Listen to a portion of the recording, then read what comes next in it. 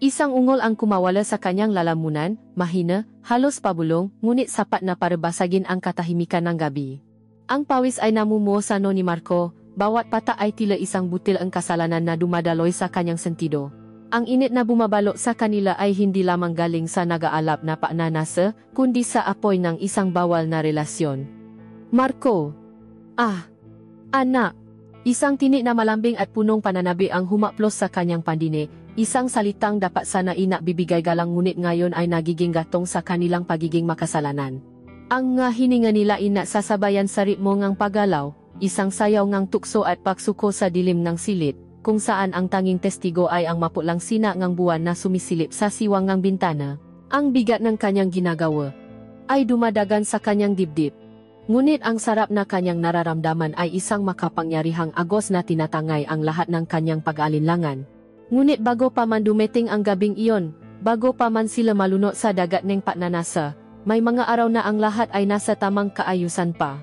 Ilang buwan ang nakalipas, sa isang malamig na gabi sa Tagaytay, si Marco ay naisang nakaupo sa sala, hawa ang kanyang malamig ng kape, habang pinamamasdan ang walang tigil na papatak ng ulan sa salaming bintana. Muli, tumawa si Isabel, ang kanyang asawa, upang sabihing hindi na naman ito makakawi dahil sa isang emergency sa ospital. Sanay na si Marco, ngunit hindi pa rin niya maiwasan ang lungkot na dulot ng paulit-ulit na pangyayari. Sa katahimikan, isang pinto ang marahang bumukas. Lumabas si Elena, ang kanyang biyenan, mula sa silid nito. Nakasuot ito ang isang manipis na sutlang damit pantulo na kulay alak, na bahagyang bumabakat sa kanyang kaakit-akit paring katawan sa kabila ang kanyang edad. Nadala ito ang isang tasang mainit na salabat. Uminom ka muna nito, Marco, para mainitan ka, wika ni Elena sa isang tinik na puno ngang paalala, ngunit may kasama itong isang kakaibang himik. Inilapat niya ang tasa sa mesa, at ang kanyang daliri ay sinasadyang dumampi sa kamay ni Marco. Ang tite ni Elena ay nanatili sa kanya, mas matagal kaysa sa nararapat, isang tite na tila tumutunaw sa yelong gabi ngunit kasabay nito'y nakpapatindi ng balahibo sa kanyang batok. Ang kwento ng paarugang nga isang biyenan sa kanyang malungkot na manugang ay nagsisimula ng makaroon ng ibang kulay. Isang kulay ng pagnyanasang dahan-dahang naalap sa ilalim ng malamig na bubong ng kanilang tahanan. Sadyang mapaglaro ang tadhana, at kung minsan, ang laro nito ay nagsisimula sa pinakaordinaryong nga pagkakataon, sa mga araw na tila ba walang pinakaiba sa iba. Ang pagiging abala ni Isabel ay hindi nabago. Sa simula ng kanilang pagsasama, ito ay isang bagay na hinangaan pa ni Marco, ang dedikasyon ng kanyang asawa sa propesyon nito bilang isang doktor. Ngunit habang lumilipas ang mga taon, ang paganga ay dahan-dahang napalitan ng isang mapait na pagtanggap. Ang mahapunan na dapat sanay para sa kanilang dalawa ay nauwi sa paisa ni Marco sa harap ng hapagkainan. Ang maplanong bakasyon ay laging nakakansela sa huling sandali. Ang kanilang kwentuhan bago matulog ay naging maikling text message na lamang, madalas ay naglalaman ng nga paumanhin. Sorry, hon, may emergency, baka hindi ako makawi. O kaya ipagod na talaga ako. Bukas na tayo mausap. Naramdaman ni Marco na tila siya ay naging isang anino na lamang sa buhay ng sarili niyang asawa, isang pangalawang prioridad sa listahan nito. Ang tahanan na kanilang binuo, na dapat sanay isang kanlungan, ay naging isang malawak na espasyong puno ng katahimikan at paghihintay. Dito sa kahinaan at kalungkutang ito nagsimulang isingit ni Elena ang kanyang sarili, hindi bilang isang maninira, kundi bilang isang tagapuno sa bawat puwang na iniiwan ni Isabel. Sa simula, ang lahat ng kilos ni Elena ay balot sa kabutihan ng isang ina. Tuwing umaga, ipinaghahanda niya ng almusal si Marco. Siniguro kong mainit pa ang kape mo, Marco.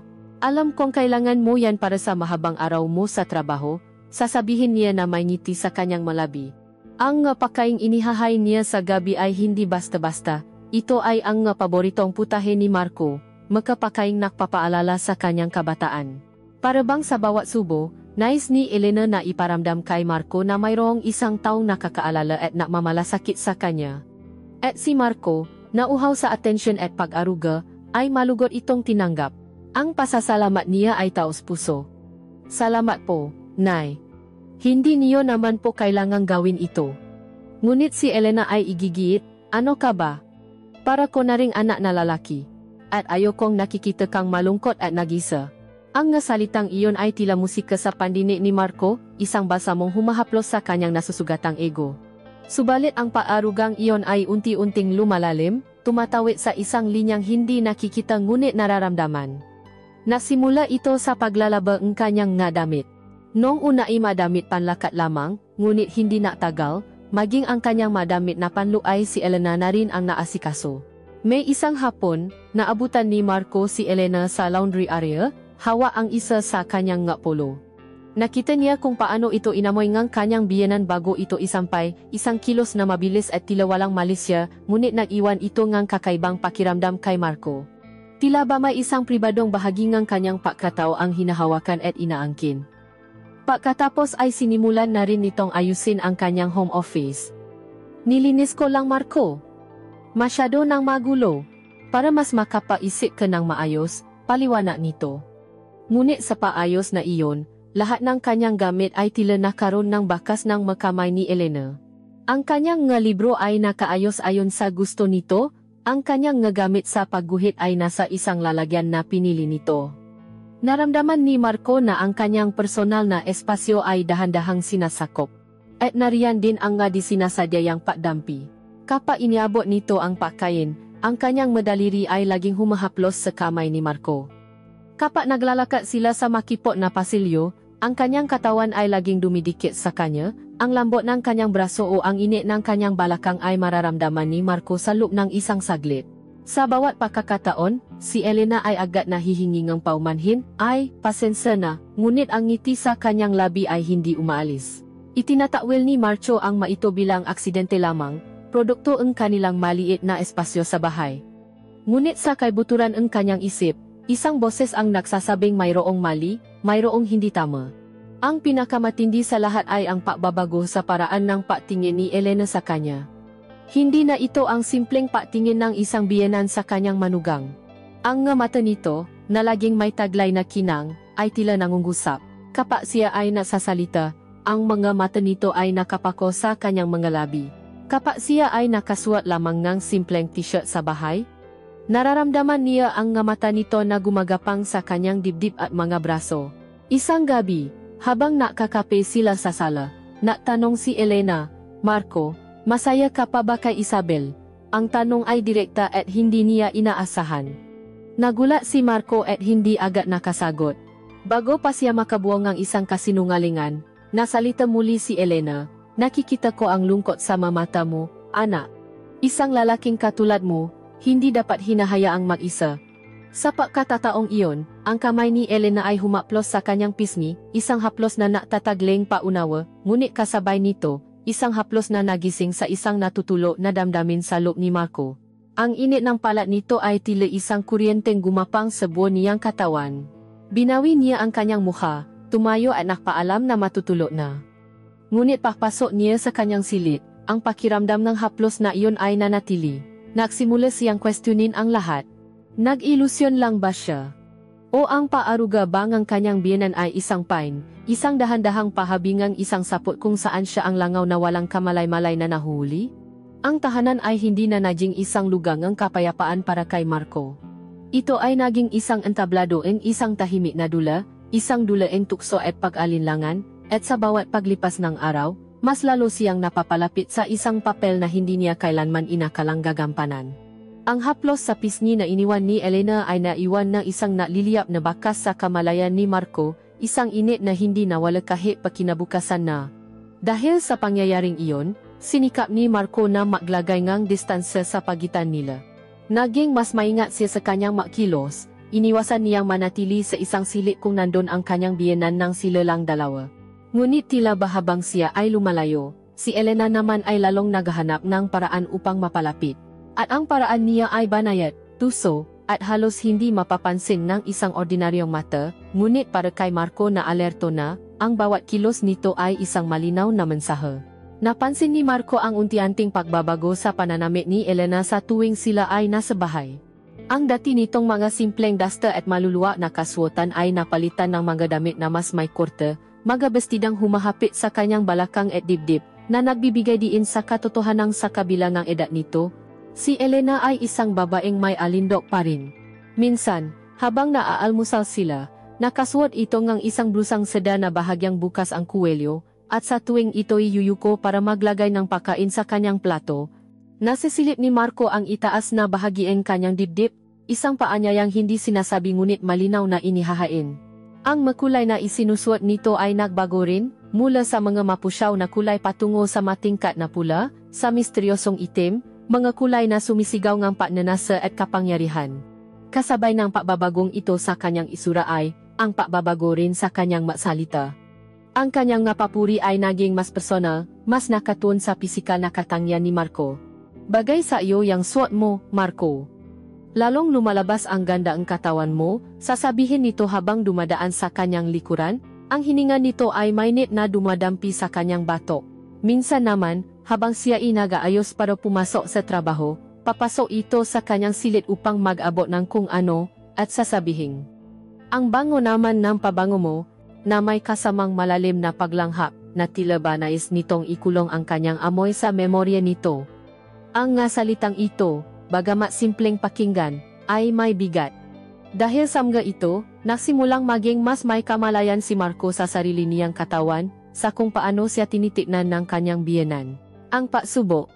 Ang tunay na paksubo sa kanyang pakpipigil, ay dumating isang umaga ng Sabado. Maagang nagising si Marco at naisipang mag-ehersisyo sa sala, isang gawain na madalas niyang ginagawa kapag alam niyang tulo pa ang lahat.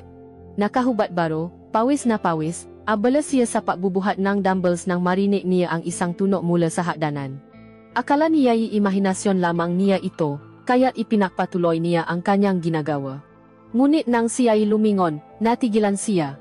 Nakatayo sa paanan ng hagdanan si Elena, nakasuot ng isang manipis at maikling sutlang roba na kulay krema. Ang buhok nito ay bahagyang magulo pa, tanda ng kagigising lamang, na lalong nagbigay dito ngang isang itsurang malambot at kaakit-akit. Hindi ito nagsalita, nakatayo lamang ito ron at nakatingin sa kanya. Ngunit ang tingin na iyon, para itong makamay na humahaplos sa bawat pulgada ng kanyang katawan. Naramdaman ni Marco ang pagapang ng mata nito, mula sa kanyang pawisang mukha, sa kanyang leg, dahan-dahang bumaba sa kanyang malapat na dibdib, sa bawat hiblang ng kanyang makalamnan, hanggang sa kanyang tiyan. Nakita niya ang bahagyang pakbuka ng galabi nito, ang marahang pataas at pakbaba ng dibdib nito na tila ba nahiharapang huminga. Sa isang saglit, parabang nakalimutan nilang sila'y magbiyenan.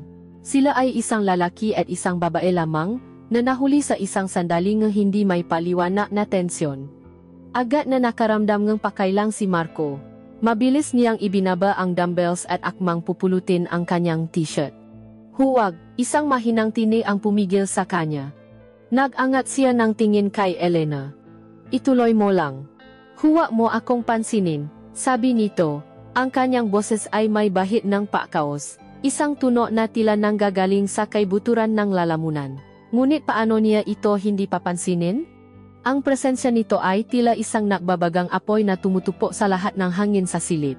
Imbes na ipagpatuloy, tumayo na lamang siya ng tuwid, hindi alam kung ano ang gagawin. Naglakad si Elena palapit, hindi sa kanya, kundi patungo sa kusina na nasa likuran lamang niya. Ngunit sa pagdaan nito sa kanyang tabi, sinadya nitong bagalan ang lakad. Ang tela ng roba nito ay dumampi sa kanyang braso, at naamoy niya ang halimuyak ng balat nito. Isang amoy na parang pinahalong bulakla at pagkababae. Bago ito tuluyang makalapas, bumulong ito sa isang tinik na para sa kanya lamang, kaya pala laging pagod si Isabel. Mayroon naman palang ganito kagandang katawan na iniwan sa bahay. Ang masalitang iyon ay tumama kay Marco na parang isang sampal at isang haplos ng sabay. May halong papuri, may halong panunumba sa sarili nitong anak, at may halong pang-akit. Pagkatapos noon, pumasok na ito sa kusina na parabang walang nangyari. Naiwan si Marco sa sala, tuliro, ang puso niya ay kumakabo ng malakas sa kanyang dibdib. Ang init na kanyang naramdaman ay hindi na lamang dahil sa ehersisyo. Ito ay isang ibang klaseng init, isang nakakapasong apoy ng tukso. Iyon na ang pinakamalinaw na senyales. Hindi na niya may kakaila sa sarili na ang kanyang biyenan ay may pagnanasa sa kanya.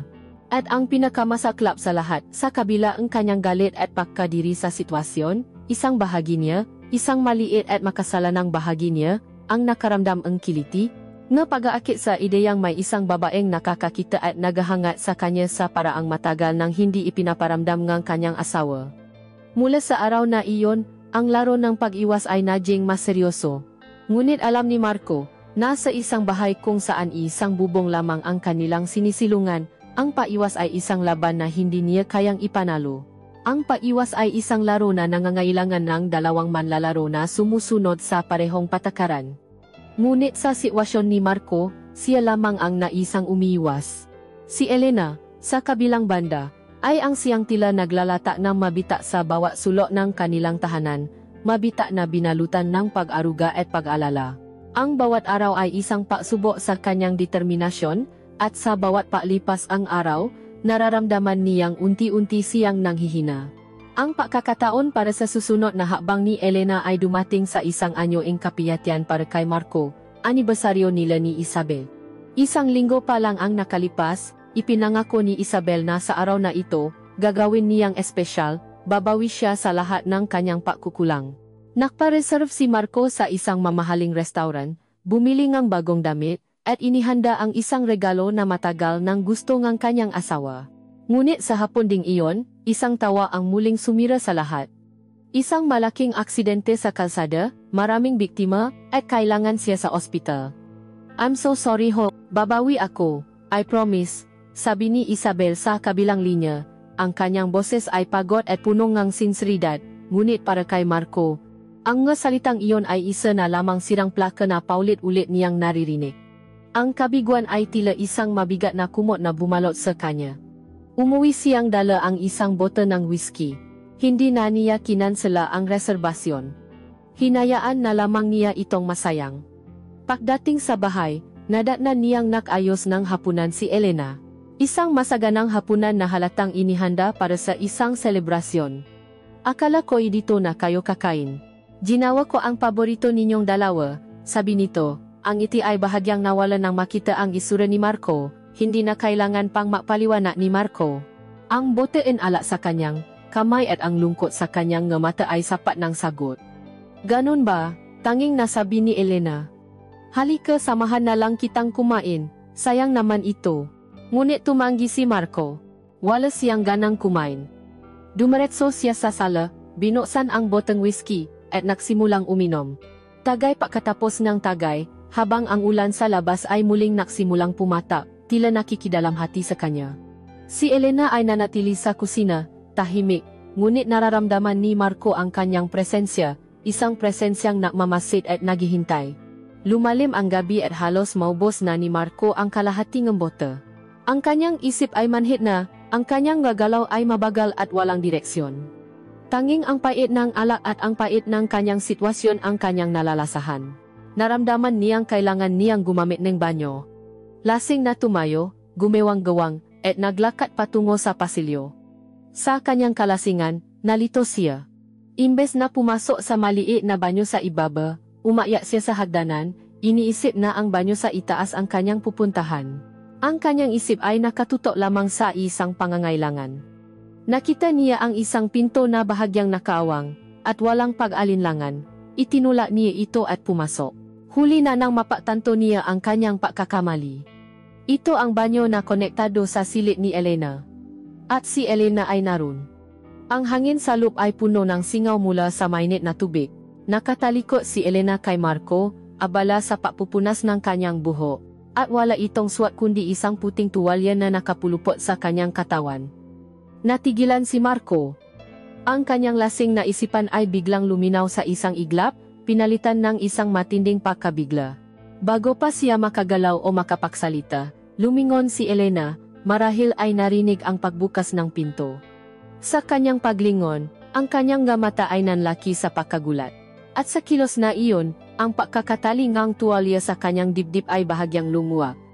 Bumaksa ito ngang ilang pulgada. Hindi ito tuluyang nahulog, ngunit sapat na iyon. Sapat na upang masilayan ni Marco, sa loob ng 2 o 3 segundo na tila isang kawalang hanggan, ang kabuuan ng itaas na bahagi ng kanyang nga dibdib. Ang balat nitong maputi at makinis, na may mga butil pang ang tubig na kumikinang sa malabong ilaw ngang banyo. Ang hugis nitong bilo at puno, Isang imahe ang pagkababae sa kanyang pinaadalisay na anyo. Ang eksena ay tila isang ipinagbabawal na painting na biglang nabuhay sa kanyang harapan. Ang normal na reaksyon ay ang sumiga, ang magalit, ang matakip ng katawan sa kahihiyan. Ngunit hindi iyon ang ginawa ni Elena. Ang tanging kumawala sa kanyang ngalabi ay isang mahinang pagapas ng hininga. Ang kanyang mga mata ay nanatiling nakatitik kay Marco, isang titik na may halong pakabigla, ngunit mayroon ding isang bagay na hindi may paliwanag ni Marco, isang kislamang kahinaan? O marahil, isang anyaya. Hindi siya nagmadaling ayusin ang kanyang tuwalya. Sa halip, sa isang napakabagal na kilos, dahan-dahan niyang itinaas ito. Ang kanyang nga mata ay hindi inaalis sa pagkakatingin sa kanya. Tila ba nais niyang ipaalam kay Marco na nakita niya ang paganga, ang pagnanasa, sa mata nito bago pa man ito makapagsinungaling. Ang katahimikan ay binasa ng malakas na pakabo ng puso ni Marco. Siya ang unang kumilos. Siya ang nataranta. Papasensya na po. Nay, nautal niyang sabi, at mabilis na tumalikot, isinarado ang pinto ng malakas. Kumaripas siya ang takbo pabalik sa kanyang silid, ni hindi na niya inalintana ang kanyang naunang pangangailangan. Isinandal niya ang kanyang likod sa pinto, habol ang kanyang hininga. Ang imahe ni Elena, ang kanyang balat, ang kanyang gadibdib, ay tila isang litratong nasunok sa kanyang isipan, paulit-ulit na naglalaro. Ang alak sa kanyang sistema ay lalong nakpatindi sa epekto nito, pinahalo ang pagkalasing sa isang kakaibang uri ng pagkasabik. Kinasuklaman niya ang kanyang sarili para sa damdaming iyon, ngunit hindi niya ito mapigilan. Kinabukasan, ang almusal ay isang pagpapahirap. Hindi magawang salubungin ni Marco ang tingin ni Elena. Inaasahan niya ang galit, ang panunumbat, o kahit man lang isang nakakailang na katahimikan. Ngunit muli, ginulat siya ni Elena. Kumilos ito na parang walang anumang nangyari. Inihay nito ang kanyang kape, tinanong kung ano ang gusto niyang almusal. Nang sa wakas ay naglakas loob siyang tumingin dito, nginisiyan lamang siya nito ang isang maunaway ngiti. Okay ka lang ba, Marco? Masyado kang nalasing kagabi, sabi nito sa isang malumanay na tinik. At sa mga salitang iyon, naunawaan ni Marco ang lahat.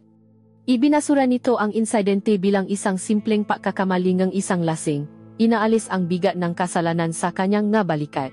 Ngunit sa paggawa nun, kinilala rin nito na mayroong nangyari, isang lihim na ngayon ay sa kanilang dalawa na lamang. Inilagay siya nito sa isang posisyon kung saan siya ang may utang na loob, siya ang dapat mapasalamat sa pag-unawa nito. Ang aksidente sa banyo ay hindi naging isang pader na nagiwalay sa kanila. Sa halip, ito ay naging isang tulay, isang mapanganib at bawal na tulay, na ngayon ay bukas na para kanilang tawirin. Ang insidente sa banyo ay nagiwan ng isang lamat sa pader na naghihiwalay sa kanila. Isang lamat na sa halip na ayusin ni Marco, ay tila sinamantala ni Elena upang unti-unting wasakin ang buong istruktura ng kanilang relasyon bilang magbiyenan. Sa mga sumunod na araw, ang bigat ng kahihiyan ay pasan-pasan ni Marco. Bawat kilos niya ay may kasamang pakailang. Ang simpleng pagpasa ng asin sa hapagkainan ay nagiging isang mahirap na gawain. Pinipilit niyang maging formal, tinatawa itong, nay sa bawat pagkakataon, na parabang ang paggamit sa salitang iyon ay isang paalala sa kanilang dalawa ang kanilang tamang lugar. Ngunit si Elena ay isang dalubhasang manlalaro. Hindi niya tinapatan ng pakailang ang pakailang ni Marco. Sa halip, tinugunan niya ito ng isang hindi pangkaraniwang paunawa at kapanatagan. Kumikilos siya na tila ba ang nangyari ay isang lihim na nakbikis sa kanila, imbes na isang kahihiyang dapat maglayo sa kanila.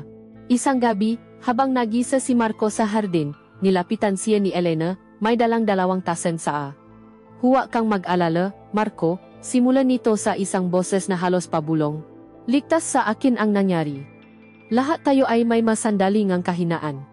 Ang masalitang iyon, bagamat nakakapanata pakinggan, ay may dalang lason. Sa isang pangungusap, ginawa siyang mahina ni Elena sa sarili niyang paningin, habang inilalagay nito ang sarili sa posisyon ng isang maunawain at mapakakatiwalaang tagapaingat ng kanyang kahinaan. Ito ang naging simula ng kanyang mas malalim na paatake, hindi sa katawan ni Marco, kundi sa kanyang isipan. Nasimulang maging isang matalas na tagamasid si Elena. Nakikita niya ang bawat buntong hininga ni Marco, ang bawat saglit ng kanyang pagkatulala, Ang bawat anino ng lungkot na dumaraan sa kanyang nga mata kapak binababa nito ang telepono matapos makausap si Isabel. At sa bawat pagkakataong ito, nariyan siya, handang mag-alok ngang kanyang balikat. Mukhang malalim ang iniisip mo, sasabihin niya. Gusto mo bang pag-usapan? Sa una, matigas si Marco. Wala po ito, Nay. Pagod lang sa trabaho. Ngunit si Elena ay matiyaga. Hindi niya ito pinipilit. Sa halip, siya ang nabubukas ang sarili niyang kwento, isang taktika upang painain ang depensa ni Marco. Isang gabi, habang umulan na naman, naabutan niya si Marco sa balkonahe, nakatingin sa kawalan. Tumabi ito sa kanya, hindi nagsasalita sa simula. Pagkaraan ng ilang sandali, nagsalita ito sa isang mahinang tinig. Alam mo, Marco, kapag ganitong umulan, naalala ko ang tatay ni Isabel. Noong una siyang pumanaw, pakiramdam ko gumuho ang mundo ko. Ang bahay na ito, na dati puno ang tawanan, biglang napuno ang isang nakabibinging katahimikan. Tumingin ito kay Marco, ang mamata nito ay may bahid ng tunay na kalungkutan. Alam ko ang pakiramdam ngang maisa kahit na napapaligiran ka ng bagay na dapat mapasaya sa iyo. Alam ko ang pakiramdam ngang hinahanap-hanap ang init ng yakap at ang boses ng isang kasama. Ang kwentong iyon, ang pag-amin na iyon ng sarili niyang kahinaan, ang siyang tuluyang nakpabaksa sa mapada na itinatayo ni Marco. Sa kauna-unahang pagkakataon, nakita niya si Elena hindi bilang kanyang biyenan na nang aakit, kundi bilang isang kapwa kaluluwang nalulumbay, isang taong nakakaunawa sa bigat na kanyang dinadala. At dahil doon, nagsimula siyang maksalita. Inilabas niya ang lahat ng kanyang sama ng loob, ang pakiramdam na nababaliwala, ang pangungulila kay Isabel, ang takot na baka ang kanilang pagsasama ay unti-unti nang namamatay. Si Elena ay nakinig lamang, hindi sumasabat, tanging pagtango at mga maunawaing mata ang kanyang isinasagot. Siya ang naging tagapakinig na matagal, nang hinahanap ni Marco kay Isabel.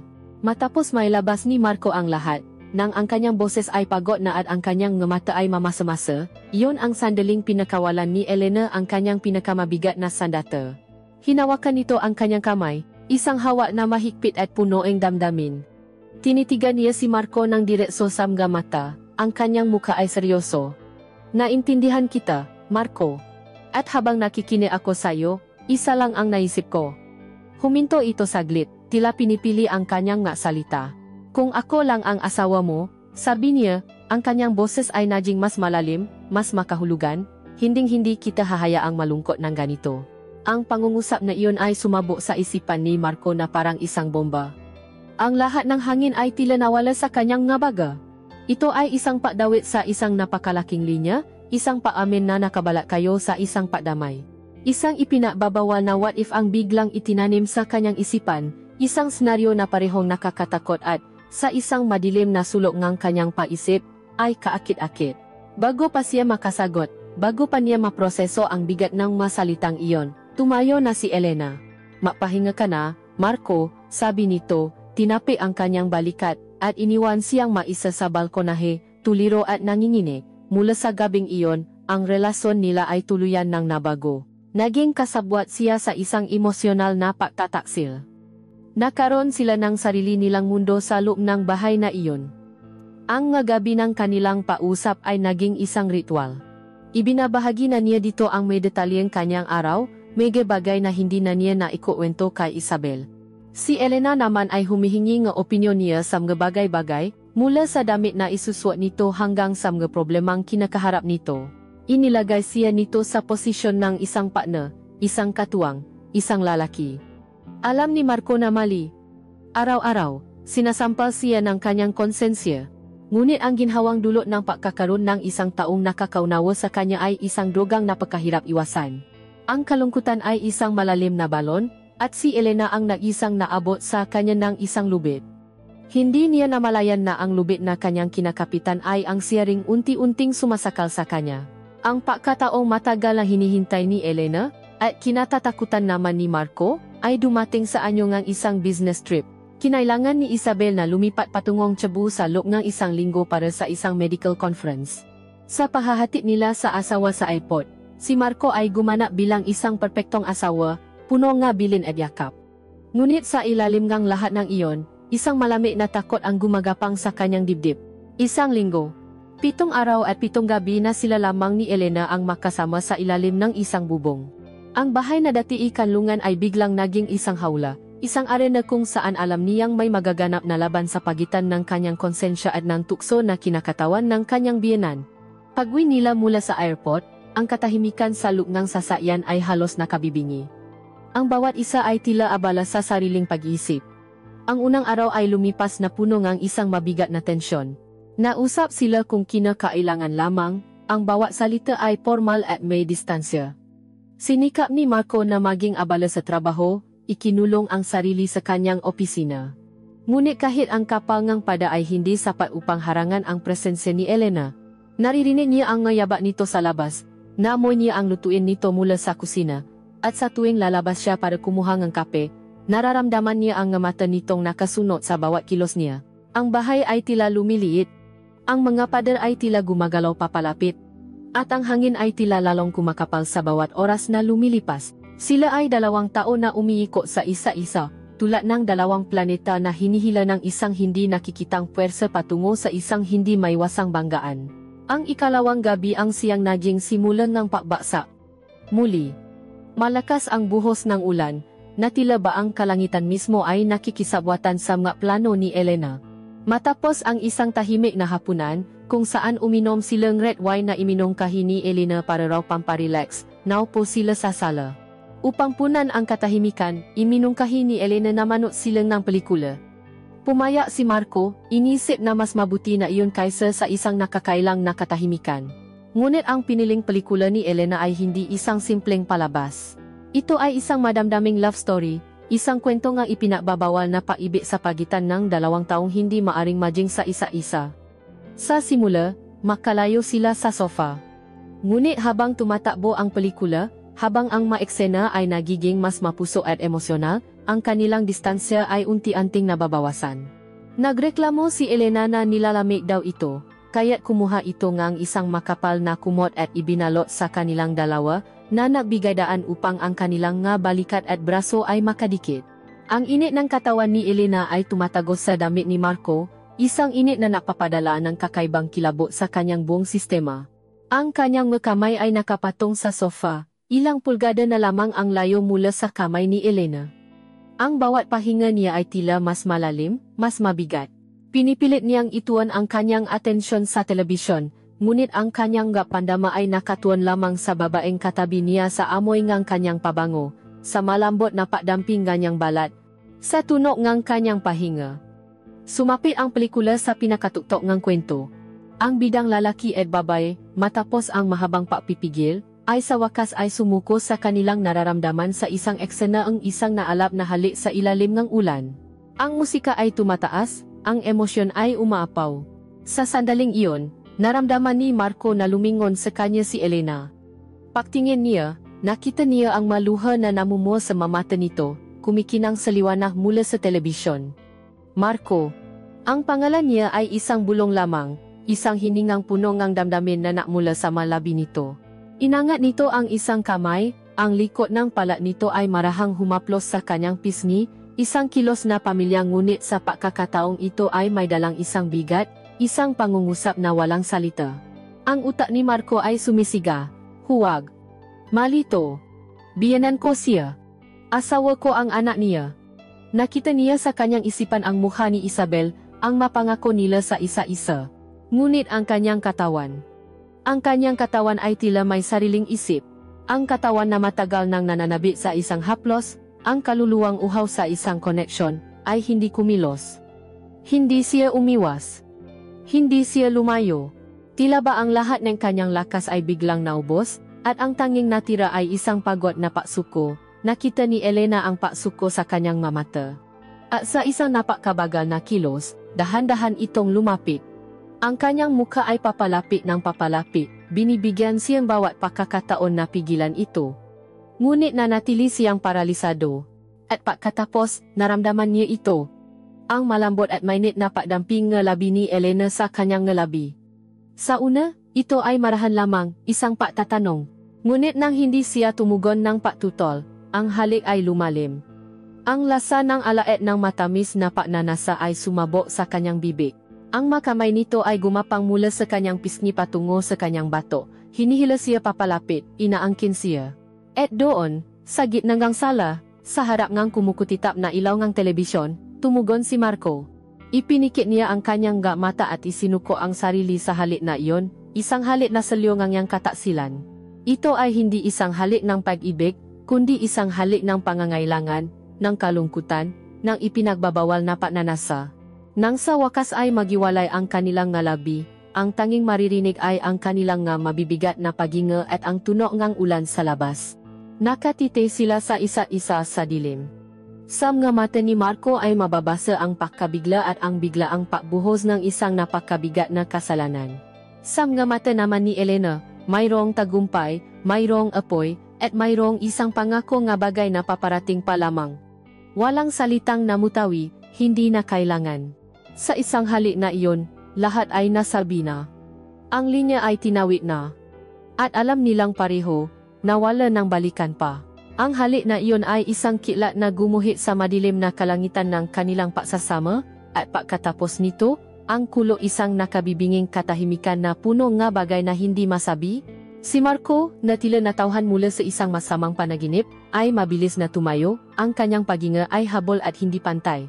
Ang lasa ni Elena ay nananatili pa rin sa kanyang ngalabi, isang tatak ng kanyang kasalanan. Kailangan ko ng matulog, sabi niya, ang kanyang boses ay garalgal at halos hindi marinig. Ito ay isang mahinang pagtakas, isang desperadong pagtatangkang ibalik ang lahat sa dati, kahit alam niyang imposible na. Ngunit nang amo siyang tatalikod, naramdaman niya ang isang kamay na humawa sa kanyang braso. Ang hawak ni Elena ay hindi mahigpit, ngunit mayroon itong bigat at otoridad. Huwag pa, Marco, pakiusap nito, ang kanyang boses ay malambing ngunit may diin. Huwag mo akong iwanan ngayong gabi. Ang simpleng pangungusap na iyon ay isang kadena na pumulupot sa kanyang paa. Paano siya tatanggi? Matapos ang halik na tinugon din naman niya, anong karapatan pa niya ang umayaw? Tumingin siya sa mata nito at ang nakita niya ay hindi na ang maunawaing ina, kundi ang isang babaeng naalap sa paknanasa, isang babaeng matagal nang naghintay at ngayon ay handa ng maningil. Walang salitang namutawi, hinayaan na lamang ni Marco na akayin siya ni Elena. Ang kanilang makamay ay makahawa habang sila'y umaayat sa hagdanan. Bawat hakbang ay isang dago sa kanyang dibdib. Bawat baitang ay tila isang pagbaba patungo sa impyerno. Para sa kanya, ito ay isang matsa ang kahihiyan. Ngunit para kay Elena, ito ay isang paradaang tagumpay. Papasok nila sa silid ni Elena, isang pamilya ngunit sa ngayoy mapanganib na amoy ang sumalubong kay Marco. Ito ang amoy nga niyang biyenan, isang pinahalong mamahaling pabango na dumidikit sa balat, ang krema na ginagamit nito tuwing gabi, at ang kakaibang halimuyak ng kanyang pagkababay. Ang silid ay malinis at elegante, nailawan lamang ngang isang maliit na lampara sa tabi ngang kama na nabibigay nga isang malambot at intimong liwanag. Ito ang kanyang teritoryo, ang kanyang pugat, at naramdaman ni Marco na para siyang isang tupang dinala sa lunggangang isang lobo. Isinara ni Elena ang pinto, at ang marahan ngunit malinaw na paklik ng seradura ay tila isang hatol. Ikinulong na sila. Ibinukot na sila mula sa mundo, mula sa alaala ni Isabel. Humarap ito sa kanya, at sa ilalim ng malabong ilaw, ang mukha ni Elena ay tila nakbago. Ang paknanasa ay naroon pa rin, ngunit nababalutan na ito ngayon ng isang kakaibang lambing, na tila ba ang kanyang ginagawa ay hindi isang kasalanan kundi isang kilos ng paibig. Mas lalong nalito si Marco, mas lalong bumigay ang kanyang depensa. At doon, sa gitna ngang silid, nagsimula ang isang tahimik na palabas ngang pangakit. Dahan-dahan, itinaas ni Elena ang kanyang kamay at kinalas ang talingang kanyang damit. Ang tela ay marahang dumausdos sa kanyang balikat, naglalantat ng kanyang makinis na balat. Ang gibawachi kiluzay sinadya, mabagaw, na chilabanais niyang ginamnamin ni Marco ang gibawachi segundo inigrang paglalantad na ito. Nang tuluyan nang bumasa ang damit sa sahi, ang tanging naiwan na nakabalot sa kanyang katawan ay isang set ng damit panloob na gawa sa itim na puntas. Ang itim na kulay ay isang matapang na kaibahan sa kanyang maputing balat. Ang manipis na tela ay bahagyang natatakip ngunit mas lalo pang nabibigay diin, sa kanyang nga kurba ang kanyang dibdib na sa kabila nga edad ay puno at bilok pa rin. Ang bahagyang kurba ng kanyang tiyan na napapatunay ng kanyang pagiging ina, at ang kanyang malapat na balakang na nanganggako ng isang matinding karanasan. Ito ang katawan ng isang babaeng nasa kanyang kalagitnaan, hindi perpekto, ngunit puno ng buhay, ng init, at ng isang nakatagong apoy. Lumapit ito sa kanya, at sa wakas, nagkaroon ng lakas si Marco na magsalita. Ang kanyang boses ay isang pabulong na protesta. Huwag po, Nay, mali po ito. Ito ang kanyang huling pagsubok na ipaalala sa kanilang dalawa kung sino sila, ang kanyang huling pagkapit sa kanyang konsensa. Ngunit si Elena ay hindi na nakinig. Itinapat nito ang isang daliri sa kanyang labi upang patahimikin siya. Shh! Bulong nito. Huwag na niting pag-usapan kung ano ang tama at mali. Ngayong gabi, ang mahalaga ay kung ano ang nararamdaman natin. At pagkatapos ay muli niya itong hinalikan, isang halik na mas mapuso, mas mapangangkin. Ang protesta ni Marco ay nalunod sa init ng halik na iyon. Ang kanyang mga kamay, na kanina ay nakababa lamang sa kanyang tagiliran, ay unti-unting gumapang patungo sa baywang ni Elena, at pagkatapos ay sa kanyang likod. Hinihila ito papalapit hanggang sa wala ng espasyo sa pagitan nila. Ang makamay ni Elena, na sanay at punong karanasan, ang siyang naalis ng kanyang damit. Bawat pagdamping ng balat nila sa isa't isa 1,000 boltahe ng kuryente. Ang pagpipigil na inipon nila sa loob ng maraming buwan ay sumabo na parang isang bulkan. Dinala siya nito patungo sa kama, at doon, sa malambot na kuson, sa ilalim ng kumot na may amoy niya, tuluyan silang napadala. Ang mamahinang ungongang patutol ni Marco ay naging mga ungongang hindi may kakailang sarap. Ang maksalitang Nay, huwag, ay naging paulit-ulit na paktawa sa kanyang pangalan, Elena. Elena. Ang kanilang patatali ay marahas at desperado. Ito ay hindi lamang pagsasama ang dalawang katawan, kundi ang pagpapalaya ang dalawang kaluluwang nalulumbay. Ang bawat tulak ay isang pag-amin ang pangangailangan, ang bawat halik ay isang paglimot sa kasalanan. Para kay Marco, ito ay isang pahahanap sa init at koneksyon na matagal nang ipinakait sa kanya. Para kay Elena, ito ay isang pabawi sa kanyang nawalang kabataan, isang paangkin sa isang bagay na alam niyang hindi kailanman magiging tunay na sa kanya. Nang marating nila ang kasudulan, sabay silang bumagsak, pagod, pawisan, at walang salita. Ang katahimikan ay muling bumalik, ngunit sa pagkakataong ito, mas mabigat, mas makahulugan. Nakahiga si Marco, nakatite sa kisama. Ang sarap ay mabilis na napalitan ng isang napakalami at napakabigat na pagkadiri sa sarili. Ginawa niya na ang pinakahuling pagtataksil. Hindi na lamang siya isang asawang nag-isip ng iba, isa na siyang ganap na mangangalo niya. At ang mas masahol pa, sa inang ang kanyang sariling asawa. Naramdaman niya ang pagdampi nga daliri ni Elena sa kanyang dibdib, gumuguhit na nga hindi nakikitang linya. Idinikit nito ang ngalabi sa kanyang tainga at bumulong sa isang tinik na puno ng pag-ari, akin ka na ngayon Marco. Ang salitang iyon ay tumusok sa kanyang puso na parang isang punyal. Hindi siya sumagot. Ipinikit na lamang niya ang kanyang mga mata, hinahayaang lamunin siya ng dilim. Nakakulong na siya sa kanyang kama, sa kanyang silid, sa kanyang mundo. At alam niyang ang halik ay hindi ang katapusan. Ito pala ay simula pa lamang ng isang mas malalim, mas madilim, at mas mapanganib na pagkahulog. Ang umaga pagkatapos ang kanilang unang gabi ay dumating na may dalang isang liwanag na tila ba mas matalim, mas mapanghusga. Nagising si Marco na ang unang bumunga sa kanya ay hindi ang pamilya na amoy ng kanyang sariling silid, kundi ang halimuyak ni Elena na kumapit na sa kanyang balat at sa bawat hibla ng unan na kanyang kayakap. Nang imulat niya ang kanyang nga mata, nakita niya itong nakahiga sa kanyang tabi, nakatagilid, nakatingin sa kanya. Gising na ito, at sa itsura nito, tila matagal na siyang pinagmamasdan. Walang bahid ng pagsisisi sa mukha nito, tanging isang payapang ngiti, isang ngiti ngang isang tao na kamit ang isang bagay na matagal nang inaasam. Isang biglaang bakso ngang gulat at pandidiri ang bumalot kay Marco. Ang realidad ay sumampal sa kanya ng buong lakas. Anong ginawa niya? Tumalon siya mula sa kama, mabilis na pinulot ang kanyang mga damit na nakakalat sa sahig. Kailangan ko nang umalis, sabi niya, hindi makatingin dito. Ngunit bago pa siya makarating sa pinto, naramdaman niya ang makbraso ni Elena na yumakap mula sa kanyang likuran. Ang hubat nitong katawan ay mainit na dumidikit sa kanyang likod. Huwag kang tumakas, Marco, bulong nito sa kanyang tainga.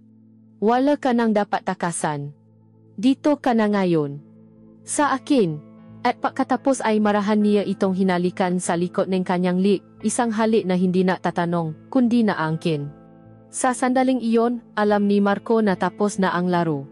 Hindi na siya isang biktimang natukso. Isa na siyang bihag. Ang natitirang maaraw sa linggong iyon ay lumipas na parang isang panaginip na laknat.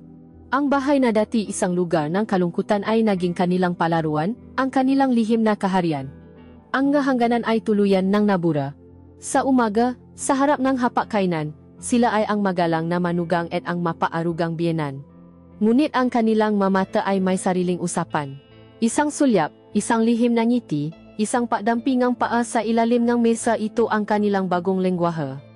Ngunit sa paglubog ng araw, sa pagdilim ng paligid, sila ay naibang anyo. Sila ay nagiging dalawang makniniik na uhaw sa isa-isa, pinapalaya ang lahat ng pagnanasang matagal nang nakakulong. Ang kanilang mapagtatagpo ay hindi na lamang sa silid ni Elena. Tila ba nais nilang angkinin ang bawat sulok ng bahay, lagyan ito ng marka ng kanilang kasalanan, upang burahin ang anumang alaala ni Isabel na maaring naroon pa. Isang hapon. Habang nagluluto si Elena sa kusina, niyakap siya ni Marco mula sa likuran, ang kanyang kamay ay gumapang sa ilalim ng suot nitong apron.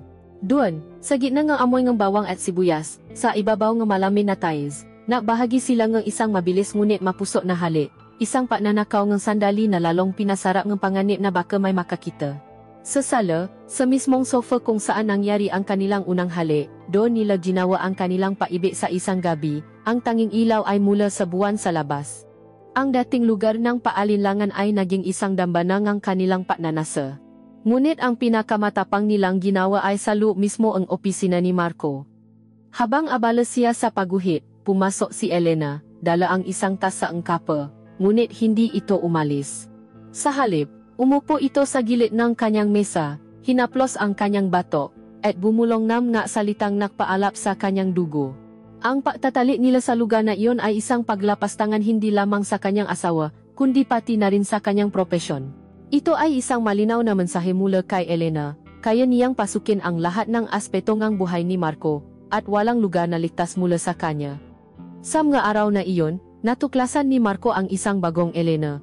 Ang babaeng dati mahinhin at punong paiingat ay isang mabangis at bihasang mangingibig pala. Alam nito ang bawat galaw, ang bawat salita, ang bawat haplos na magpapabaliw sa isang lalaki. Itinuro nito sa kanya ang bagay na hindi niya kailanman nalaman, ginising nito ang pananasang hindi niya alam na mayroon pala siya. Mula sa isang nag-aalinlangang kalaho, si Marco ay naging isang sabik na estudyante, at dinaglaon, isang kapantay na kasayaw sa kanilang mapanganib na ritual. Si Elena naman ay tila bumata. Isang bagong sigla ang mababanaak sa kanyang nga mata. Ang kanyang nga tawa ay naging mas madalas, ang kanyang nga galaw ay naging mas maliksi. Ang atensyon at pagnanasa ng isang nakababatang lalaki ay tila isang elixir na muling nakpabalik ng kanyang kabataan. Ibinuhos niya kay Marco ang lahat ng paglalambing na naipon niya sa loob ng maraming taon. Pinaramdam dito na ito ang sentro ng kanyang mundo. Ngunit sa kabilaan nag-apoy na pagnanasa, ang kanilang paraiso ay may kasamang ahas ang takot, ang bawat tuno ay isang banta. Ang pagdaan ng isang sasakyan sa kali, ang pagtahon ng aso sa kapitbahay.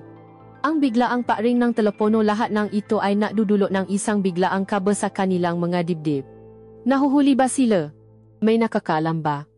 Ang pinakamatitinding sandali ng pagsubok ay ang makatawag ni Isabela. Tuvan Habi, tumatawag ito para manggumusta. At kailangang sagutin ito ni Marco, kailangang mapanggap na ang lahat ay normal. Kumusta ka nahon?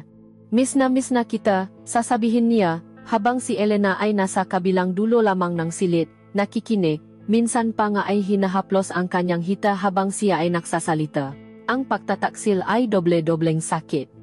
Nagsisinungaling siya sa kanyang asawa habang ang ina nito ay kasabwat at saksi sa kanyang kasinungalingan. Minsan habang kausap niya si Isabel, si Elena ay lumapit at hinalikan siya sa balikat, isang mapanghamong kilos, na may kasamang isang ngisi sa malabi na tila nagsasabing, tingnan mo kung gaano kakahina. Hawak kita sa palat ko. Sa masandaling iyon, nararamdaman ni Marco ang lalim ng kanyang pagkakalubo. Hindi na lamang ito simpleng pagnanasa. Ito ay isang masalimuot na laro ng kapangyarihan, panlilinlang, at kalupitan. Nang papalapit na ang patatapos ang linggo, ang masayang paniniid na palitan ng isang lumalaking pangamba. Pauwi na si Isabel. Ang kanilang kaharian ay malapit ng magunaw. Ang huli nilang gabi ay may halong lungkot at desperasyon. Ang kanilang pagtatali ay mas mabagal, mas punong damdamin, na tila ba nais nilang ikulong sa isang gabi ang lahat ng alaala ng kanilang bawal na linggo. Kinabukasan, bago umalis si Marco para sunduin si Isabel, hinalikan niya si Elena sa kusina. Ngunit hindi na ito ang halik ng isang makninik. Ito ay isang mabilis at palihim na halik ng dalawang kasabwat sa isang krimen. Ang laro ay makbabago na naman. Mula sa pagiging makasintahan sa isang linggong paraiso, sila ngayon ay magiging makasil na naglalaro ang apoy sa ilalim mismo ng nilang sariling bubong, naghihintay sa isang bombang oras na sila mismo ang gumawa. Ang pagbabalik ni Isabel ay ang pagbabalik ng isang araw na nakpilit takpan ang isang linggong madilim at makasalanang gabi. Sa iPod, sinalubong ni Marco ang kanyang asawa ng isang mahigpit na yakap at isang matamis na halik, isang perpektong pagganap ng isang nangungulilang asawa. Ngunit habang kayakap niya si Isabel, ang pabango nito na pamilyar sa kanya ay tila nakikipaaway sa amoy ni Elena na kumapit sa kanyang balat. Ang bawat salita niyang pagmamahal na kanyang binibigkas ay parang ngatinik sa kanyang lalamunan. Sa likuran ni Isabel, nakita niya si Elena, nakangiti, gumaganap din bilang isang masayang ina na nasasabi sa pagbabalik ng kanyang anak. Ang kanilang mga mata ay natakpo sa ibabaw ng likat ni Isabel, at sa isang kislap ng mata ni Elena, mayroong isang mensahe, isang paalala, isang babala, isang paangkin. Ang laro, ngayon, ay opisyal nang nagsimula.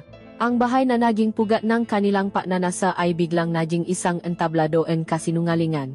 Ang hapag-kainan, na naging saksi sa kanilang ngalihim na pagdampi at pagnanakaw nga halik, ay naging isang lugar ng pilit na tawanan at mga kwentuhang walang buhay. Si Marco ay naging isang manono sa sarili niyang buhay, pinapanot ang interaksyon sa pagitan ng maginang kanyang parehong pinataksilan. Ang bawat paglalambing ni Isabel sa kanya, isang haplos sa braso, isang halik sa pisngi ay parang isang sampal ng katotohanan. At sa bawat pagkakataon, nakikita niya ang reaksyon sa mga mata ni Elena, isang bahagyang paniningkit, isang halos hindi mapapansing pagbabago sa kanyang ngiti. Ang tensyon ay halos nahihipo, isang kuryenteng dumadaloy sa hangin na tanging silang dalawa lamang ni Elena ang nakakaramdam. Ang pagiging asawa kay Isabel ay naging isang pagpapahirap. Ang kanilang silit tulugan, ang kanilang kama, ay naging isang lugar ng paglilitis. Kapag sila inatatali, hindi maiwasan ni Marco na ikumpara. Ang katawan ni Isabel, na bata at balingkinitan, ay iba sa katawan ni Elena na puno ang karanasan at init. Minsan, sa gitna nga nilang paisa, napipikit siya, at ang mukha ni Elena ang kanyang nakikita, isang pagkakasala na halos mapasuka sa kanya sa pagkadiri sa sarili. Ang bahay ay naging isang minahan ng gaalaala. Ang sofa sa sala ay hindi na lamang isang muebles, kundi isang paalalang isang bawal na halik. Ang mesa sa kusina ay hindi na lamang kainan, kundi isang lugar ng isang mapuso na pagnanakaw ng sandali. Ang bawat sulok ay may multo ang kanyang kasalanan. At si Marco ay nabubuhay kasama ng multong ito araw-araw, gabi-gabi. Ang kanilang unayan ni Elena ay nakpatuloy sa ilalim ng mga mata ni Isabel, sa pamamagitan ng isang wika na sila lamang ang nakakaintindi. Isang pagtaas ng kilay habang si Isabel ay nakatalikod, isang sinasadyang pagdadayti ng kanilang nakamay kapag naabutan ng isang bagay, isang matagal na titik na puno ng mga salitang hindi kayang bikasin. Ang bawat lihim na kilos ay nagbibigay sa kanya ang isang mabilis na kabaang takot at isang nakalalason na pataang kasiyahan. Ngunit ang lason ay unti-unting kumakalat, nilalamon ang kanyang buong pagkatao. Ang bigat ng kasalanan ay naging isang pisikal na karamdaman. Hindi na siya makatulog ng mayos. Ang kanyang pagkain ay wala ng lasa. Ang kanyang trabaho ay naapektuhan. Alam niyang hindi ito maaring magpatuloy. Kailangan niyang tapusin ito. Isang gabi, nang si Isabel ay naliligo, sinadya ni Marco si Elena sa kusina, ang kanyang puso ay kumakabo na parang tambol, ang kanyang ngapalat ay pinapapawisan. Nakita niya itong nahuhugas ang mapinggan, payapa, na parabang wala silang anumang pinagdadaanan. Ito ang kanyang pagkakataon. Nay, simula niya, ang kanyang boses ay nanginginig. Lumingon ito sa kanya, ang nga kamay ay puno ng bula, isang ngiti sa kanyang ngalabi. Bakit, Marco? Hindi na po ito tama, diresong sabi ni Marco. Kailangan na nating itigil to. Ang ngiti sa mukha ni Elena ay dahan-dahang nawala, napalitan ng isang malamig na ekspresyon. Pinunasan nito ang kanyang kamay at humarap sa kanya ng buong-buo. Itigil? Tanong nito, ang boses ay kalmado ngunit may talim. Ganon na lang ba kadali sa iyo na itapon ang lahat ng pinagsamahan natin nung wala siya? Nagulat si Marco sa tindi ng kanyang masalita. Pero, asawa ko po si Isabel. Anak niyo siya. Sinubukan niyang ipaalala dito ang kanilang tunay na papel, ang tamang kaayusan ng mundo. Ngunit tumawa lamang si Elena ng isang tawang walang saya, anak ko nga siya, at asawa ka niya. Ngunit nasaan siya noong kailangan mo siya? Nasaan siya noong gabi-gabi kang naisa dito? Nasaan ang asawa mo noong ang unan na lang ang kayakap mo? Ang bawat tanong ay isang sampal sa mukha ni Marco. Lumapit ito sa kanya, ang mata nito ay nagliliyap. Hinawakan nito ang kanyang mukha. Pero mahal kita, Marco. Hindi mo ba nararamdaman? Ang boses nito ay naging isang mapangakit na bulong. Ang nararamdaman ko para sayo. Mas higit pa sa nararamdaman ng anak ko para sayo. Dahil nakikita kita, Marco. Nakikita ko ang lungkot mo, ang pangangailangan mo, siya. Ang nakikita lang niya ay ang kanyang trabaho, ang kanyang pasente. Ako, ikaw ang nakikita ko. Ang kanyang masalita ay isang perpektong pagkalkula lason at pulot. Inilagay nito ang kanilang pagnanasa sa isang pedestal ng isang mas dakilang paibig, habang ginagawang kasalanan ang dedikasyon ni Isabela sa kanyang propesyon. Biglang nakaramdam ng pagkalito si Marco. Siya ba ang mali sa pagnanais na itigil ito? Akala ko ba espesyal ako sa iyo? Tanong ni Elena, ang kanyang mamata ay nasimulang mamasa-masa, ang kanyang pinakamatinding sandata. O ginamit mo lang ako para punan ang pakukulang niya. At ngayong bumalik na siya, itatapon mo na lang ako na parang isang basahan.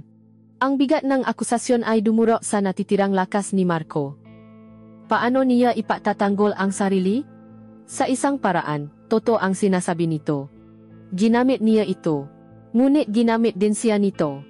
Sila ay parehong biktima at sala rin. Ngunit sa sandaling iyon, sa harap ng galuhang iyon, naramdaman ni Marco na siya ang nag-isang may kasalanan. Wala na siyang masabi. Ang kanyang plano na tapusin ang lahat ay naglaho. Tinalo siya, hindi ang siga o galit, kundi ang isang tuso at mapanirang pagmamanipula. Umalis siya sa kusina na mas lito, mas nakasala, at mas bihak kaysa dati. Nang gabing iyon, habang nakahiga siya sa tabiing natutulo na si Isabel, nakatiti lamang siya sa kisama. Ang bangungang kanyang asawa ay nasa kanyang tabi, ngunit ang kanyang isipan ay nasa babae sa kabilang silid. Naramdaman niya ang isang matinding kalungkutan, isang paisa na mas malalim pa kaysa sa naramdaman niya noon. Nakakulong siya sa pagitan ng dalawang babae, sa pagitan ng pag-ibig at pagnanasa, sa pagitan ng katapatan at kataksilan. Ang relasyon nila ni Elena ay hindi natapos, sa halip, ito ay pumasok sa isang bago at mas madilim na yugto. Ang pananabi ay napalitan ng takot, at ang pagsasama ay naging isang obligasyon. Hindi na si isang makninii na nagpapadala sa tukso. Isa na siyang alipin ng kanyang kasalanan. Ang pagtatangkang tapusin ang relasyon nila ni Elena ay nagresulta lamang sa mas mahigpit na pagkakatali ni Marco dito. Dahil sa takot na iwanan, si Elena ay naging mas mapangangkin, mas mapanggahas. Ang kanilang malihim na pakikita ay naging mas madalas, na tila ba nais nitong patunayan kay Marco na ang kanilang ugnayan ay hindi isang pagkakamaling maaring itapon na lamang. Si Marco, sa kabilang banda, ay naging isang buhay na aninong ng pagkabalisa. Ang bawat kilos niya ay may kasamang kalkulasyon, ang bawat salita niya kay Isabel ay may kasamang pagsisinungaling. Ang pagod at tensyon ay unti-unti nang bumabakat sa kanyang mukha, ngunit sa tuwing susubukan niyang lumayo, laging may paraan si Elena upang hilahin siyang pabalik, isang haplos kapag walang nakatingin, isang makahulugang bulong, isang pangakong alih na tanging ito lamang ang makapagbibigay. Sa paglipas ng ilang linggo, ang patuloy na panganib ay nagdulot ng isang kakaibang pagkamanhid. Nasanay na sila sa pagtatago, sa pagsisinunggaling. Ang takot ay napalitan ng isang mapanganib na kumpiyansa, lalo na sa panig ni Elena. Pakiramdam niya ay kontrolado niya ang lahat, na kaya niyang paikutin sa kanyang gakamay ang kanyang anak at ang asawa nito. At ang kumpiyansang iyon ang siyang magdadala sa kanila sa bingit ng kapahamakan. Isang bayanes ang gabi, napaalam si Isabel na mayroon siyang 24 na oras na shift sa ospital. Ito ang kanilang ligtas na pagkakataon. Isang buong gabi at isang buong araw na sila lamang ni Elena ang nasa bahay. Para kay Elena, ito ay isang imbitasyon. Para kay Marco, ito ay isang obligasyon na hindi niya matatakasan. Lumalim na ang gabi. Ang buong kabahayan ay tahimik, tanging ang tunog lamang ng isang lumang orasan ang maririnig. Nasa kusina si Marco, nakitimpla ng kape, sinusubukang manatiling gising para tapusin ang isang proyektong kailangan na. Mula sa dilim ng pasilyo, lumitaw si Elena. Nakaswat ito ng isang itim na roba na yari sa sutla, at ang paraan ng kanyang paglakad ay may halong pang-akit. Walang salitang namutawi. Lumapit lamang ito sa kanya, inagaw ang kanyang tasa ng kape, inilapa ito sa mesa, at pagkatapos ay isinandal siya sa counter. Ang kanyang ngahali ay mapusok, gutom, na parabang nais niyang ipaalala kay Marco kung sino ang tunay na nakmamay-ari sa kanya. Sa una ay naatubili si Marco, ang kanyang isip ay nasa trabahong kailangan niyang tapusin. Ngunit ang karanasan ni Elena ay isang apoy na kayang tunawin ang anumang pagtutol. Ang kanyang makamay ay gumapang sa ilalim ng damit ni Marco. Ang kanyang nga daliri ay malamig sa simula ngunit mabilis na uminit nang dumampi sa kanyang balat. Ipinikit na lamang ni Marco ang kanyang mamata at napadala. Sa gitna ng kanilang paghahalikan, isang tunog mula sa labas ang biglang pumunit sa katahimikan. Isang tunog ng humihintong makina ng sasakyan. Biglang naitulak ni Marco si Elena. Ano yon?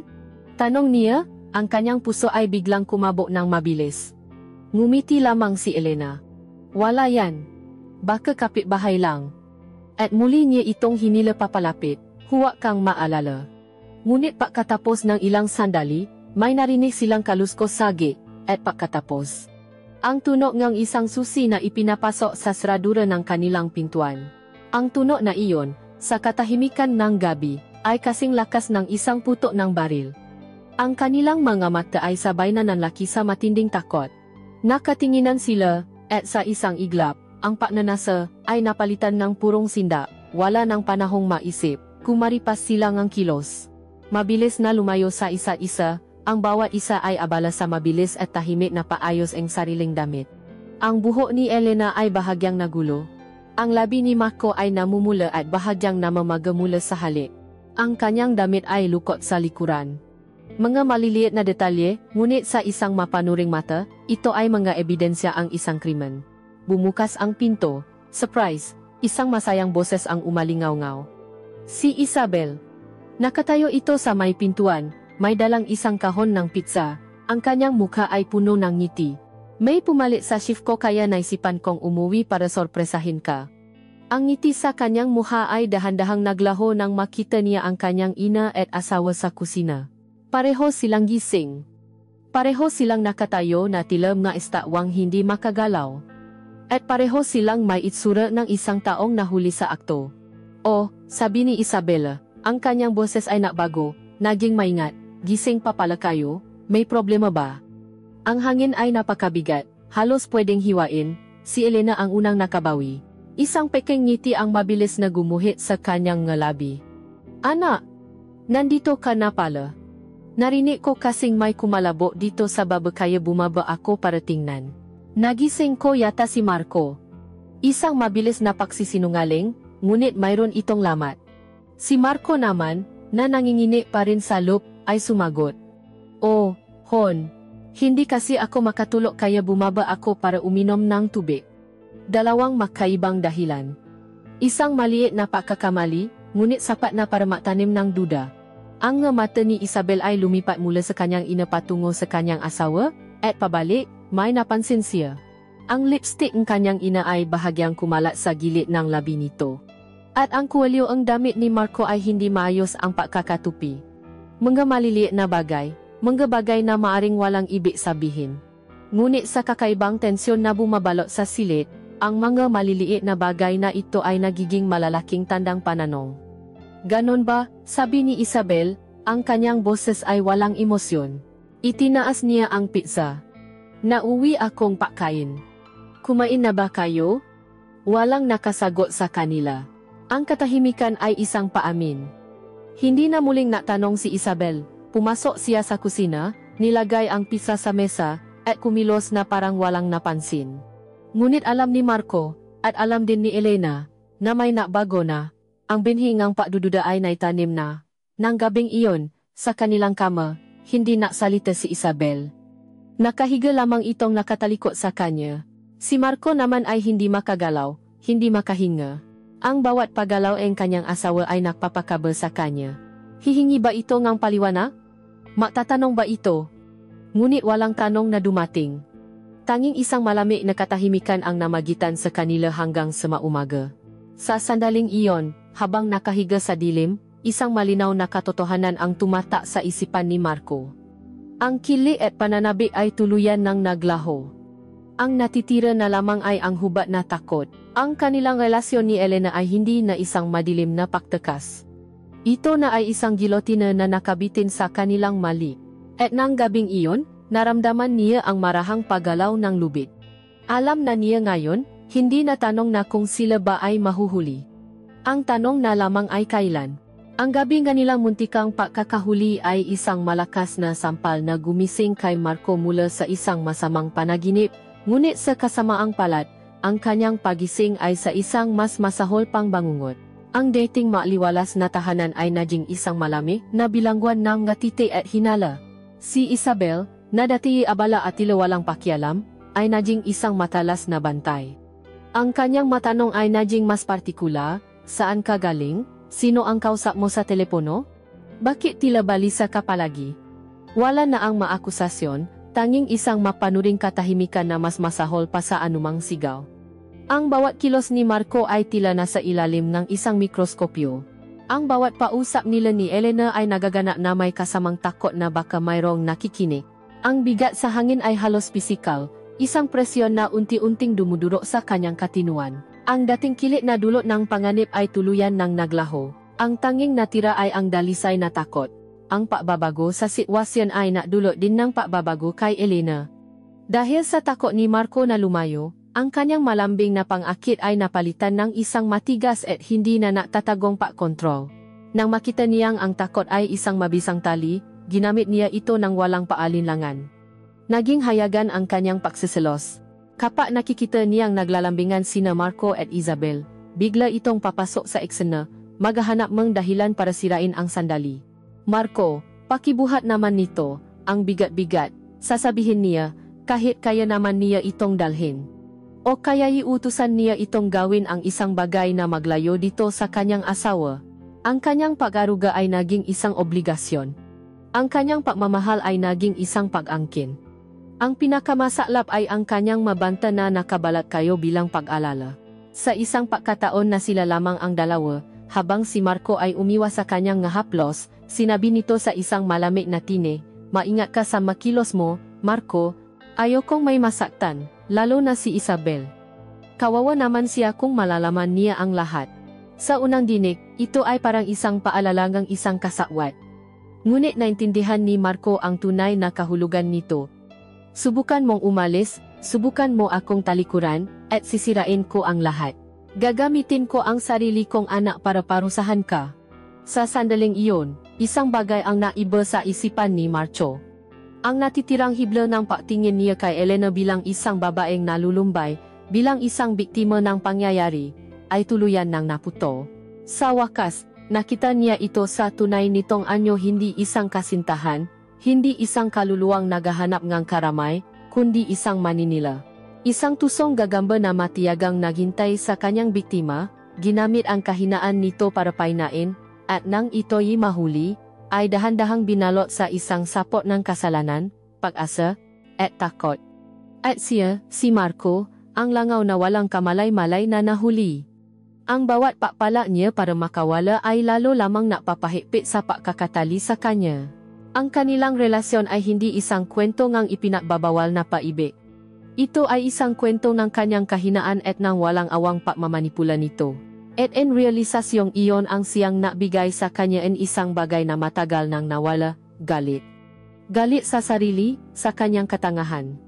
At galit kay Elena, sa kanyang kalupitan. Napaktanto niya na ang kinatatakutan niya ay hindi na ang pagkakahuli.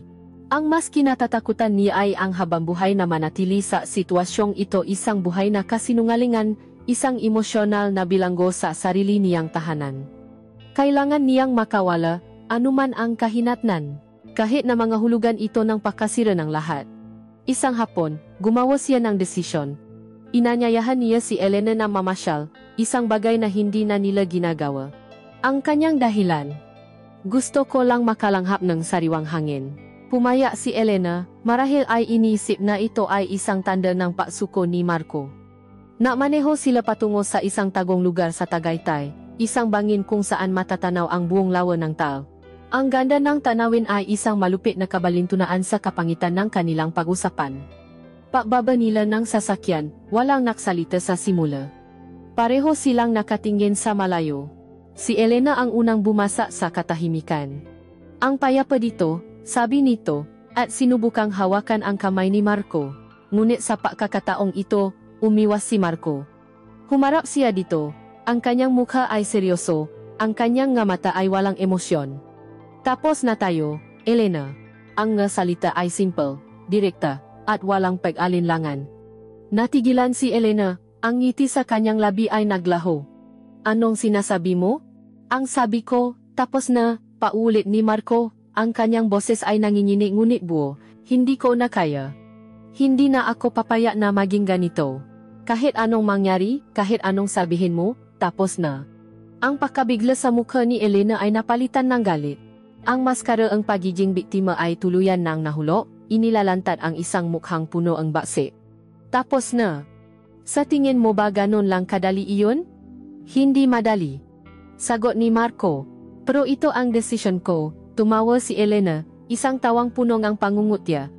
Wala kang karapatang mag-desisyon dito, Marco. Sabay tayong pumasok dito, walang alis ng mag-isa.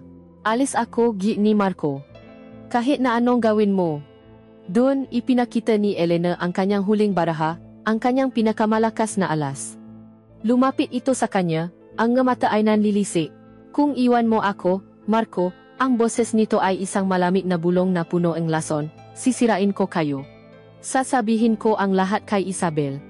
Ang bawat detale, ang bawat halik, ang bawat gabi. At pagkatapos, panorin kitang makdusa habang dinudurok mo ang puso ang sarili mong asawa at ang sarili kong anak. Magsama kayong makdusa. Ito na. Ang ultimong banta.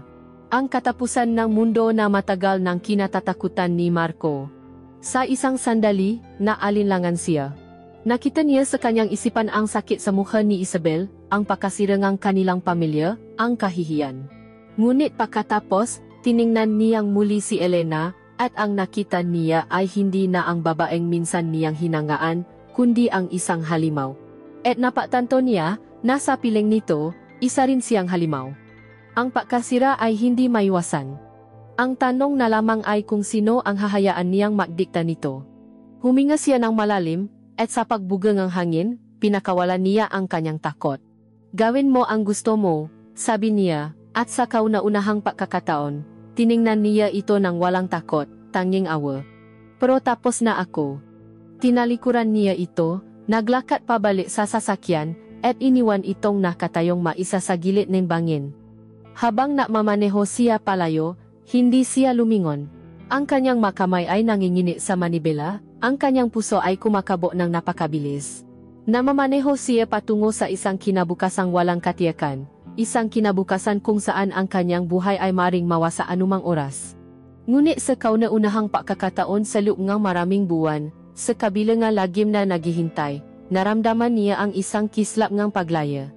Tapos na ang pagiging biha niya. Ngayon, haharapin na niya ang kanyang sentensya. Ang pagmamaneho ni Marco palayo mula sa bangin na iyon ay ang pinakamahaba at pinakamabigat na biyahe sa kanyang buhay. Ang bawat kilometrong kanyang tinataha palapit sa bahay ay isang paglapit sa kanyang posibleng katapusan.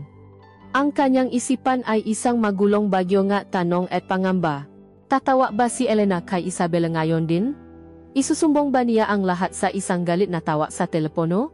Pagdating niya ba sa bahay ay isang nagwawalang Isabel ang kanyang daratnan?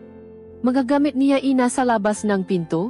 O mas masahol pa, isang nakangising Elena at isang umiyak na Isabel ang sasalubong sa kanya? Ang bawat posibleng senaryo ay mas masahol pa sa nauna. Inihanda niya ang kanyang sarili sa pinakamasaklap. Tinanggap na niya. Ito ang kabayaran sa kanyang kasalanan. Ngunit pagdating niya sa bahay, ang sumalubong sa kanya ay isang bagay na hindi niya inaasahan.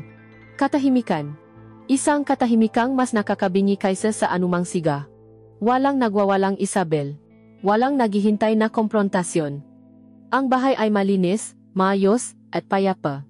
Si Isabel ay nasa kanilang silid, nagbabasain isang medical journal, at bumati sa kanya na parang isang ordinaryong araw lamang.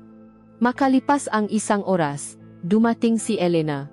Ang kanilang mga mata ay natakpo sa sala. Walang galit, walang banta. Tanging isang malamig na espasyo ang namagitan sa kanila, isang lamig na tila kayang magelo nga epoy. Nagpatuloy ang nga araw sa ganitong paraan. Ang digmaan ay hindi idinaan sa mga salita, kundi sa katahimikan. Si Marco ay nabubuhay na parang may isang espadang nakabitin sa ibabaw ngang kanyang ulo, hinihintay ang bawat sandali na ito'y bumaksak. Ang bawat pagring ng telepono ay nagpapakaba sa kanya. Ang bawat pag-usap ni Isabel at Elena sa kabilang silid ay isang tortyo, ngunit hindi nagsasalita si Elena. Hindi niya isinisiwalat ang kanilang lihim. At sa lalong pagtagal, naunawaan ni Marco na ito ang kanyang tunay na kaparusahan. Ang mabilis na kamatayan ay isang awa. Ang pinili ni Elena para sa kanya ay ang habambuhay na paghihintay, ang mabagal na pagkabulok sa loob ng takot at pagkakasala. Ito ay isang kaparusahan na mas malupit kaysa sa anumang komprontasyon. Isang buwan ang lumipas. Ang bahay ay nanatiling malamig. Si Isabel, na marahil ay nararamdaman ang hindi may paliwanag na tensyon sa pagitan ng kanyang ina at asawa, ay sinikap na ibalik ang init sa kanilang pamilya. Isang gabi, nagluto siya ng isang espesyal na hapunan. Pinilit niyang maging masaya ang lahat, nakuwento tungkol sa kanyang araw sa ospital. Si Marco ay pilit na ngumingiti, habang si Elena ay tahimik lamang na kumakain.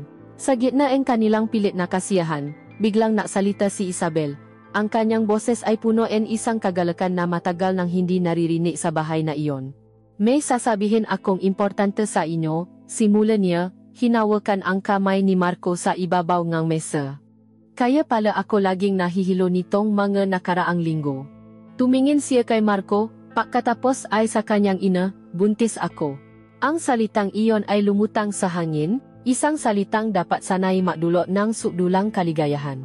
Para kay Isabel, ito ay isang bagong simula, isang paasa na ang isang sanggol ay maaring maging tulay na muling magbubuklod sa kanilang pamilya. Ngunit para kay Marco, ang salitang iyon ay isang sentensya ng habambuhay na pagkakakulong. Ang kislap ng kalayaan na kanyang naramdaman ng talikuran niya si Elena sa bangin ay tuluyan ng namatay. Ang lahat ng kanyang plano na umamin, nalisanin ang magulong buhay na ito, ay gumuho. Paano niya iwan si Isabel ngayon? Paano niya wawasakin ang kanilang pamilya sa sandaling ito na dapat sana'y pinakamasaya? Ang bigat ng kasalanan ay bumalik ng may 10 ulit na tindi, isang dambuhalang alon na lumunot sa kanyang buong pagkatao. Ngayon, hindi na lamang niya kailangang magsinungaling. Kailangan niyang palakihin ang isang bata sa gitna ng sinungalingang ito. Tumingin siya kay Elena, naghihintay ang kanyang reaksyon. Sa simula, ang mukha nito ay hindi mabasa. Ngunit pagkatapos ang ilang sandali, isang ngiti ang dahan-dahang gumuhit sa kanyang malabi. Hindi ito ang ngiti ng isang masayang lola. Ito ay isang ngiting misteryoso, isang ngiting tahimik, isang ngiting puno ng tagumpay. Ang kanyang mga mata ay nakatuon lamang kay Marco habang siya ay nakangiti, at sa titik na iyon, naunawaan ni Marco ang lahat. Ang ngiting iyon ay ang kanyang huling salita, ang kanyang perpektong paghihiganti.